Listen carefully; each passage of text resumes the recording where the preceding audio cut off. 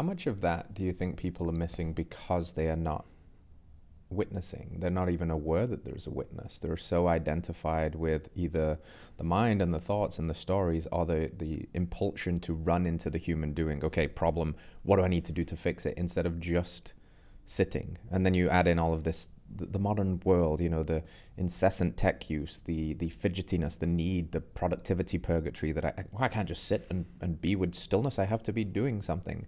You think it's complicating things for modern humans? Do I think what's complicating? The noise, the nausea of incessant inputs, the sheer just information economy and distraction economy. Yeah, I think it's an invitation to guide our thinking at every moment and to choose our next thought ourselves and not to be influenced by anything outside of ourselves, to have that thought be chosen. Yeah. Where do people find that? Where do they find the ability to do that? Yeah. Well, there's a very simple thinking practice that Rudolf Steiner offers that is that's really just that. It's tearing yourself out of everyday reality, just bracketing everything. There's a word in phenomenological philosophers, Heidegger and Sartre and Maurice Merleau-Ponty is one of my favorites, because I think you would like him because he's a really embodied philosopher, and he talks about sexuality and spatiality and embodied presence, and the idea there is to fully embody and not just have thinking be somehow in your brain or in your head, but to recognize that thinking actually lives around the body. It doesn't live inside the body, and it's their thought forms, and those forms in Steiner's spiritual perception are actually beings. Yeah. And you can make a relationship with those beings. And so again, it's like sitting at the bottom of the barrel there, right? Or the bottom in the bowels of the earth, which is the experience that I had when I was 18. It's this ability to sit with your thinking and then even to think about your thinking. So it's a metacognitive ability. So you notice that I can think about my thoughts, and then I recognize they're not my thoughts. These are thoughts that I'm selecting. And to a certain extent, sometimes if I'm not aware, then they're influencing me and selecting me. But I have to have some resonant relationship with, because the thought field is a resonant field, just like, as you said, energy at the end of the day. It's all a singularity.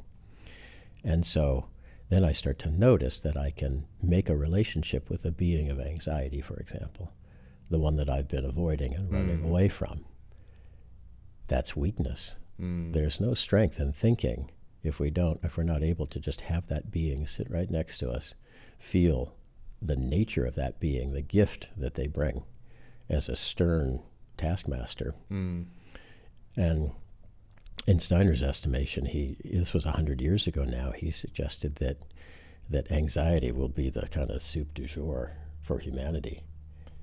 Interesting. And so, and literally what the word means is to narrow the focus, to narrow perception until you're almost in your own analysis paralysis. You're just completely wrapped up in yourself. And one of the things that I learned from a discipline called spatial dynamics, which is a spiritual movement exercise. So I was a movement teacher for a lot of years. I guess I'll always be a movement teacher. Yeah.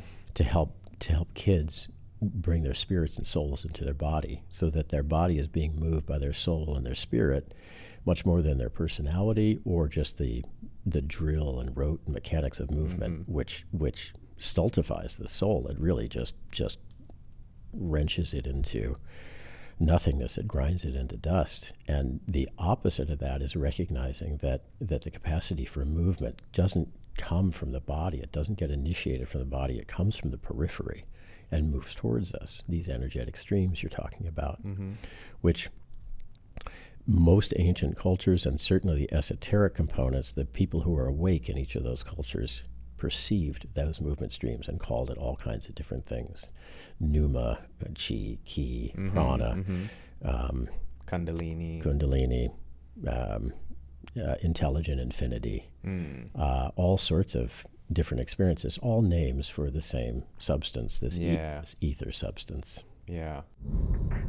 All right, friends, thanks for tuning in to another episode of Radical Health Radio. We got a fresh new podcast for you every Wednesday. If you enjoyed the show, consider liking, subscribing, reviewing, and rating us on your podcast platform. It helps to spread this message of radical health. We'll see you next week.